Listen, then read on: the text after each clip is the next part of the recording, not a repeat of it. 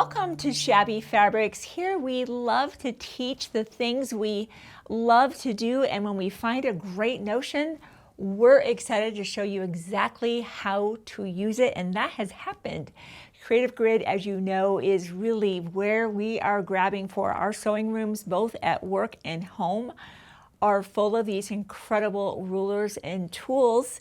And this is one of my favorites, the Ultimate Flying Geese Tool. I've done that video before. I continue to use that tool consistently anytime I'm making flying geese blocks. Well, they came out with the next version of that, and at first I couldn't quite figure out why, and now I get it. And that's, I'm like, we got to film right now so I can show you why this is so cool. So let's look at the existing tool, and then we'll show you the new one. Of course, they always come with their instructions, always that, but you can watch me and I'm going to show you everything you need to know. And there's information on the tool itself, so you don't really even need to use the attached little bit of information there, the brochure. Okay, this is the original Ultimate Flying Geese Tool.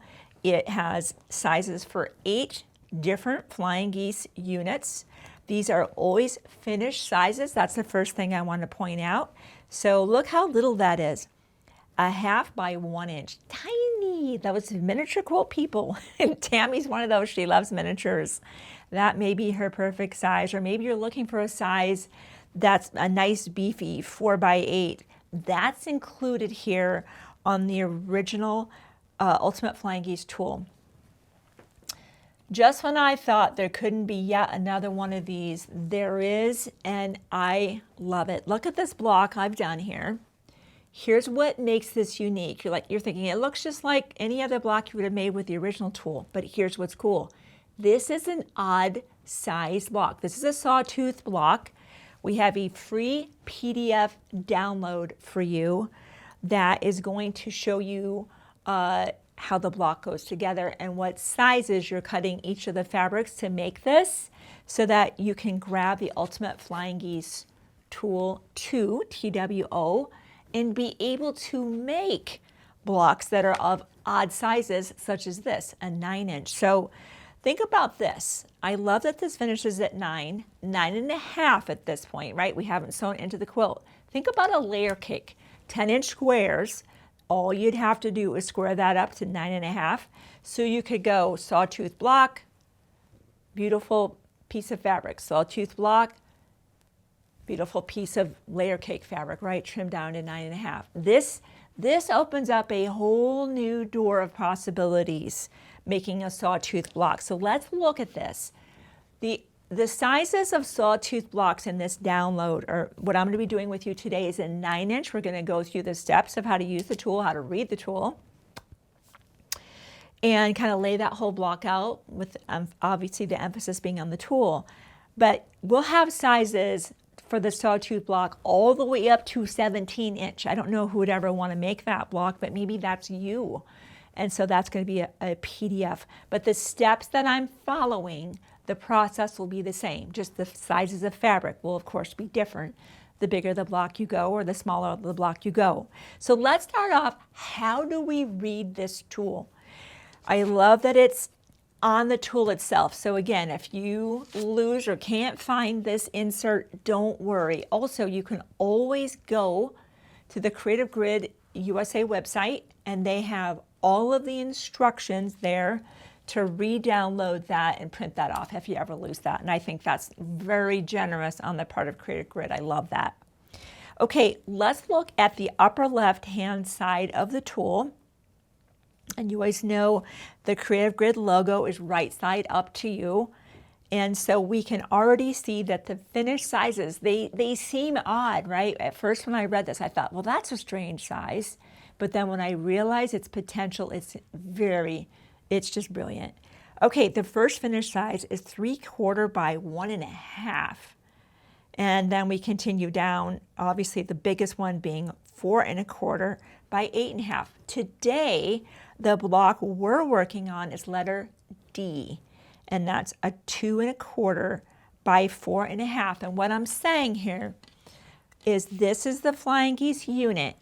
that once it's sewn into the project all the way around, will finish at 2 1/4 by 4 1/2. And we all know, because we're quilters, with a 1/4 inch seam added to all 4 of those sides, that will mean an unfinished measurement of 2 3/4 by 5. And that's the cool thing about it, is it doesn't actually matter that you know that. It's not part of this process that you need to know how to use this tool. I'm just mentioning that to you. This is not right now 2 1/4 by 4 1/2 because it's not finished. It's an unfinished Flying Geese unit. And once sewn into my bigger table runner or larger quilt or whatever I'm doing, and all 4 of those 1/4 inch seams have been taken up, then it will measure 2 1/4 by 4 1/2. Okay, we understand that. How do we get to this, right? How do we get to 4 of these Flying Geese units? And I have 3 here because I'm going to make one with you here. I may even make 2. These are fun to make. Look across on the letter D, and it says 6 inches. Now look straight up, and you see how it says cut 1? That's what it means. It's saying cut 1 of these. And notice here, as we continue across, that we're supposed to cut 4 that are 3 1/2, and here are those 4. 1, 2, 3, and 4. Now, if you look here up above where it says cut 1 of the larger square, cut 4 of the smaller squares, and that equals this, what I want to point out to you is the larger delta, that larger triangle, that's the piece you're cutting 1 of, okay? That has been a point of confusion for people. So let's look at that here, right? That's this unit right here. That bigger goose, right? That bigger delta is your 1. Sometimes people crisscross those and they end up with a block that's reversed. So I wanted to point that out. Once you've done that, now begins a process. And as you can see, depending on the block size you're going for, maybe you're going to go for a larger block. Let's look at this one here, letter F. Those are your measurements. So just make sure you identify the letter you're on, and our PDF download is going to help guide you into that and help make sure you're cutting your fabrics to the right size, as well as your center and your quarters, in order to make your sawtooth block. So again, the instructions inside the Flying Geese tool are just to make the Flying Geese units. They don't know what you're going to do with it, right? They don't know that you're going to maybe make a sawtooth block or something completely different.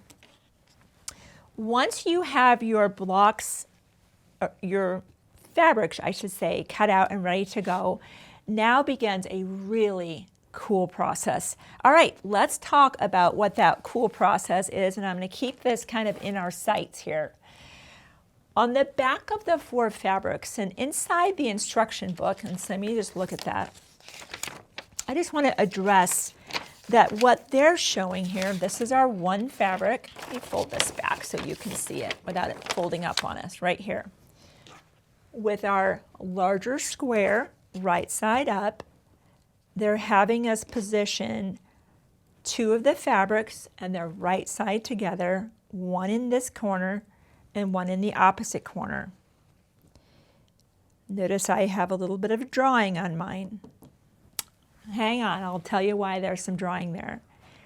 They opted to lay a straight ruler from corner to corner,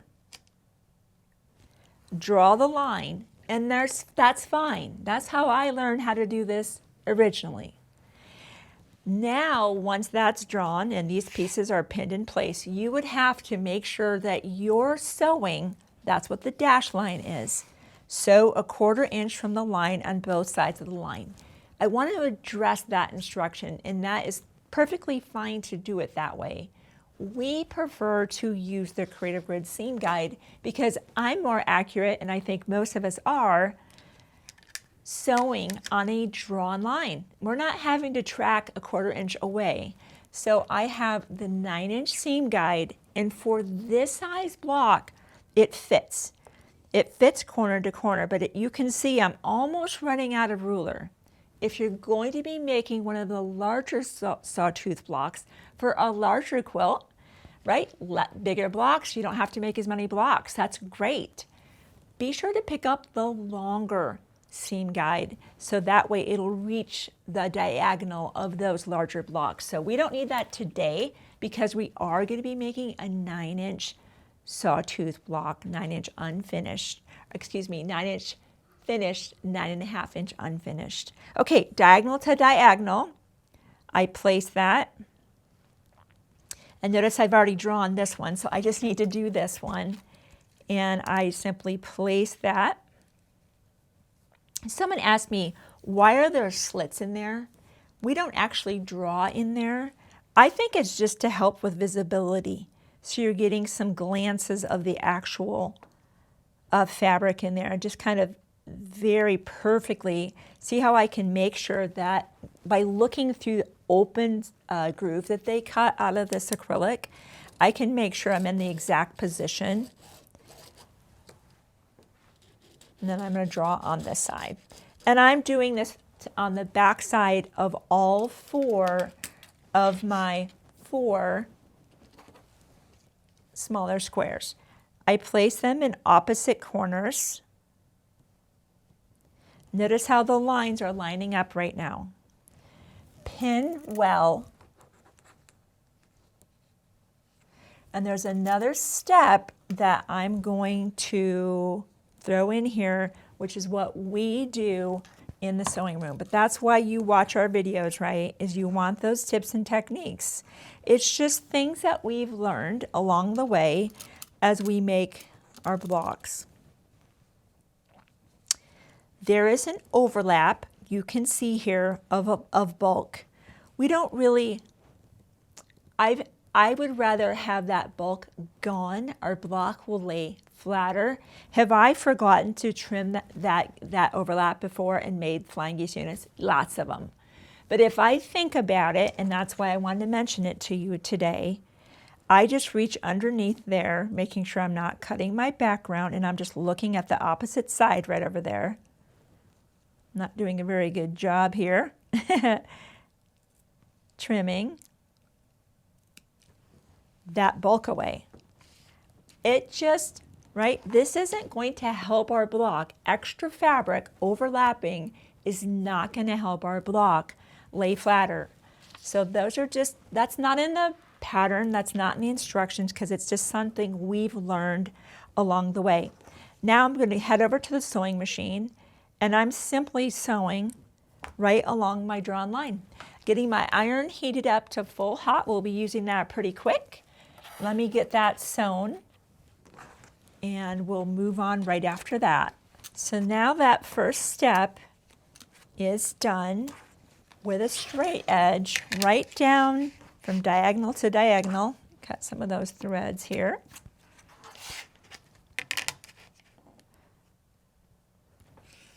We'll cut. All right. Warm up that seam. We're pressing everything away from our larger background there. Shouldn't call it background, but back piece. And so far we've used our 1 larger square and 2 out of the 4 smaller squares. Remember how we drew with our seam guide on the back side, and now we place this in this corner, and look how those 2 lines jet right up into that valley. Pin,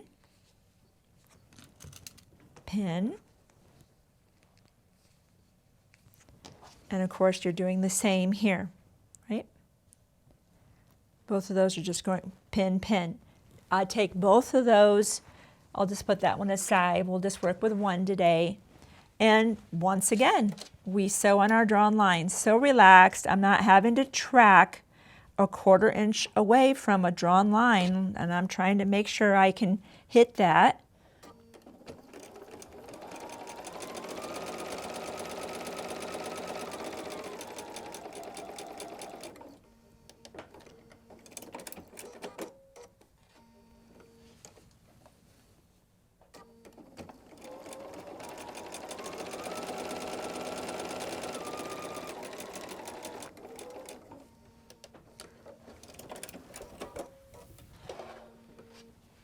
Okay, so now we would have 2 of these sewn. It's diagonal to diagonal. Once again, warm up that seam, press away, and here's my favorite thing. This is oversized. I love that. The measurements of the tool were just the first job that the tool does. Its most important job is right now coming up. The ability to have a block oversized is so forgiving. It's so relaxing, and as a beginner, oh yes, please, right?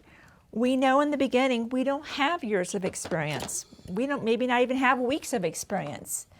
But this is why Creative Grid tools are just a great addition to any maker's sewing room, especially someone that wants to have the ability to make this block the first time accurately, and you can. So let's bring out the tool again. Remember how we established that in this instance, we're working with the letter D. This is going to help us produce our 9-inch finished block. And here's a clue for you. Notice over here where it says 2 1/4 by 4 1/2. If you double that, 4 1/2 and 4 1/2 is 9. This is what's giving us the 9-inch block, okay? And the 5 1/2 is going to produce an 11-inch block, and the 6 1/2 is going to be a 13, the 7 1/2 is going to be a 15, and so on and so forth. But moving over letter D here, notice there's a trim 1 function on this side, and as I spin this around, there's a trim 2 function. We're going to be sure to trim 1 first. We're still the letter D. A, B, C, D. All right, what's that mean? What am I going to do with this information? All right, here's what we're doing with it. We're going to put that block here. I'm going to put this tool here. Do you see the dashed lines right there that are letter D? I'm scooting that right up into that beautiful V. Look how that just fits right there. Look what's exposed, the right side and the top side. Notice the left and the bottom are under the acrylic. This is why there's two trim functions, and this works beautifully with a spinning mat. Watch, I will trim this block and never lift it up, which always helps accuracy because you're not acclimating to the block. All right, we have our beautiful V in place. I'm going to trim, rotate the mat, and trim. The beautiful part about using a spinning mat is it avoids the temptation of dangerous cuts under the arm, back toward yourself. Not good. All right, we've trimmed 2 sections of this. I'll push this up so I'm hopefully out of the way of the video. I'm going to rotate this one more time. Now, look at our D right there. Look how, I'm just going to push this block up only so that the overhead camera is in a good spot so you can see exactly what I'm doing. Otherwise, I would not move that block, but that's fine. I will reacclimate to where I should be, and look how, because this side and this side were trimmed, I not only have the V, but look at this line to the left, this line under here. We're absolutely in the perfect spot. Press down because we know that these tools have a grip in them. That grip is activated when we add pressure. We trim, and now this block is absolutely perfect. This is what the Creative Grid logic of tools does, is the slight oversize and trim up is absolutely incredible, because if we've been able to perfectly cut our center, for example, in the Sawtooth block, this happens to be a 5-inch, look how these things marry up perfectly, right? And I use, in this case, for the 9-inch blocks, it called for a 5-inch center. I grabbed for my perfect 5. Absolutely. And if you're going to be making several blocks, stack up your fabric, maybe 4 layers, put the perfect 5 right on top, cut, rotate, cut, rotate, cut. So now all of these tools are helping just bring home that precision.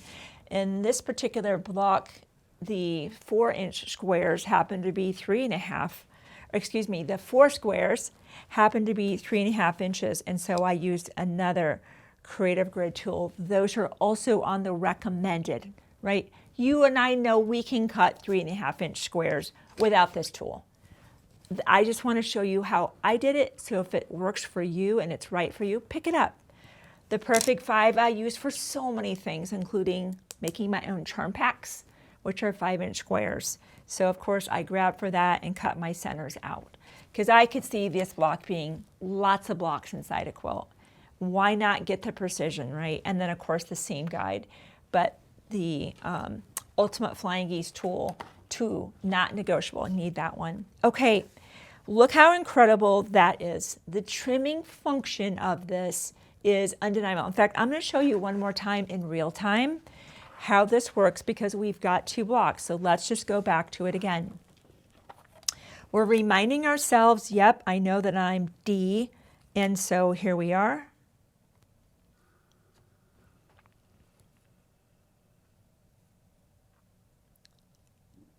Confirming that location.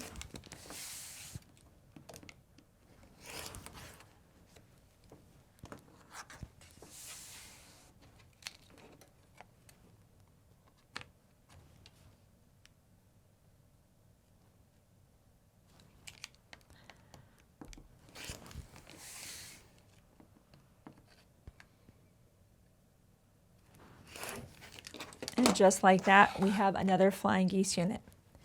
It's actually, and look how little waste, but isn't it worth it? Oh my gosh, yes, because now when let me move this out of the way, lay out my block, everything fits. Everything fits, not hoping it will fit, it does fit. So let's just bring out these blocks. I made these last night. All the measurements will be for your centers, square and your corners.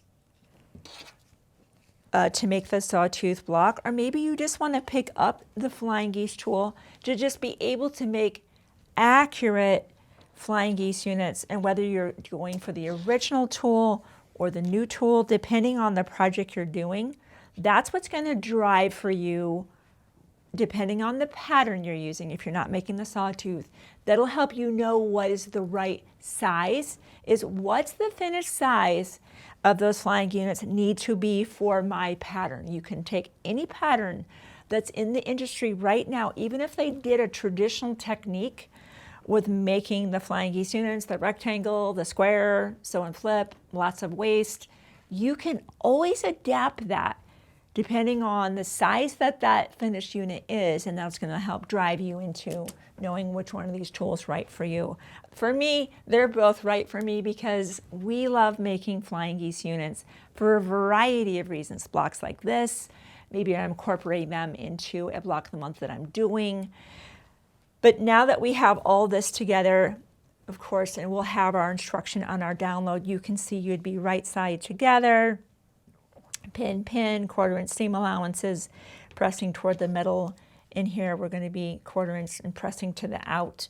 And of course, the top, middle, and bottom row all sewn together. And I did use a clapper to get these seams because those are stubborn seams. They don't like laying back on top of themselves, especially here. But I wanted to have that open, especially if I'm going to do block after block after block. Although I think it would look better if this was block, probably a solid block, another solid fabric or something like that. But the main thing I wanted to show you today is the Ultimate Flying Geese Tool Two. Initially that I was thinking, I'm not sure of the application. Those seem to be odd sizes. Exactly. They are odd sizes that make the ability to have a Sawtooth in 9 and 11 and 13 and 15 work. So Deb Heatherly is the brain behind so many of the Creative Grid tools. Deb, if you're watching, thank you. And thank you for the wisdom you bring to all of us and the ability to now have Flying Geese units in odd size blocks like this going into some of our favorite designs. So thank you for giving me part of your day to show you this exciting and useful new tool from Creative Grid.